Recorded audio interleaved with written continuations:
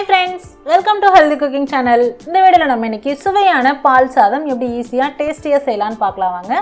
குக்கர்ல 2 கப் அளவுக்கு பால் சேர்த்திருக்கேன், 1 கப் அளவுக்கு தண்ணி. அதாவது 1 கப் அரிசிக்கு 3 கப் தண்ணி சேர்ப்போம் இல்லையா, அந்த ப்ரொபோர்ஷன் உங்களுக்கு கூட குறைய பாலோட குவாண்டிட்டி உங்க டேஸ்ட்டுக்கு ஏற்றது போல சேர்த்துக்கலாம். இப்போ பால் நல்லா பொங்கி வந்ததுக்கு அப்புறமா கரண்டி விட்டு கலந்துட்டு அடுத்ததா நம்ம ஊற வச்சு கழுவி வச்சிருக்கக்கூடிய பச்சரிசி அதில் சேர்த்துக்கலாம்.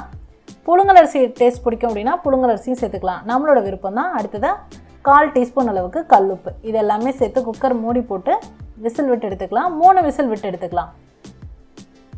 இப்போ பாருங்கள், ஸ்டீம் இறங்கினதுக்கப்புறமா நான் உங்களுக்கு திறந்து காமிச்சிருக்கேன். இந்த மாதிரி பொங்கல் கன்சிஸ்டன்சியில் தான் இருக்கும். இதை நல்லா கலந்து விட்டுட்டு அடுத்ததாக காய்ச்சின பாலை நமக்கு எந்த அளவுக்கு வேணுமோ அந்த அளவுக்கு நம்ம கன்சிஸ்டன்சிக்கு பாலை கலந்து அந்த சாதத்தில் கலந்து விட்டுக்கலாம். கிட்டத்தட்ட நம்ம தயிர் சாதம் கிளறுவோம் இல்லையா, அந்த மாதிரி இருந்தது அப்படின்னா நல்லா க்ரீமியாக டேஸ்டியாக இருக்கும். சப்போஸ் நம்ம குழந்தைங்களுக்கு ஊட்டுறோம் அப்படின்னா இதை தாளிப்பு இல்லாமையே அப்படியே எடுத்து ஊட்டிடலாம். இதை 2-in-1 ரெசிபின்னு சொல்லலாம். தாளிச்சிட்டோம் அப்படின்னா பெரியவங்க எல்லாருமே சாப்பிட்லாம்.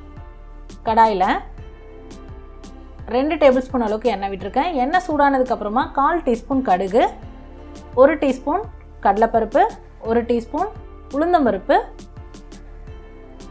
அடுத்ததாக இது கூடவே நம்ம இந்த தாளிப்பில் முந்திரி சேர்த்துட்டோம் அப்படின்னா பால் சாதத்துக்கு இன்னும் நல்லா கிறிஸ்பியாக டேஸ்டியாக இருக்கும்.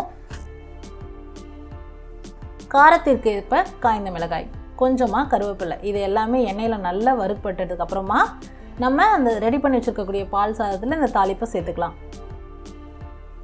சாப்பிடும்போது பார்த்திங்கன்னா இந்த பருப்பு எல்லாமே நல்லா மொறுமொறுன்னு வறுப்பட்டதுனால நல்லா க்ரன்ச்சியாக இருக்கும். தாளிப்பு கொடுத்தோடனே சர்வ் பண்ணிவிடுங்க. இல்லை அப்படின்னா சர்வ் பண்ணுறதுக்கு லேட் ஆகுது அப்படின்னா சர்வ் பண்ண போகும்போது தாளித்து கொடுத்தீங்க அப்படின்னா அந்த வாசனையும் அந்த க்ரன்ச்சினஸும் அப்படியே இருக்கும். சாப்பிடும்போது சூப்பராக இருக்கும். நான் இன்றைக்கி அதோட காம்பினேஷனாக உருளைக்கிழங்கு வறுவல் வச்சு சர்வ் பண்ணியிருக்கேன். அட்டகாசமான காம்பினேஷன். இல்லை அப்படின்னா ஊறுகாய் வச்சு சர்வ் பண்ணலாம். வேறு எந்த கிழங்கு வெரைட்டிஸ் வச்சும் சர்வ் பண்ணலாம். ட்ரை பண்ணி பார்த்துட்டு உங்களை கமெண்ட் மறக்காமல் சொல்லுங்கள் ஃப்ரெண்ட்ஸ். இது போன்ற ஹெல்தி ரெசிபீஸ்க்கு மறக்காமல் ஹெல்தி குக்கிங் சேனலை சப்ஸ்கிரைப் பண்ணுங்கள். இந்த வீடியோ உங்களுக்கு பிடிச்சிருந்தா லைக் பண்ணுங்கள், ஷேர் பண்ணுங்கள், கமெண்ட் பண்ணுங்கள். தேங்க்ஸ் ஃபார் வாட்சிங்.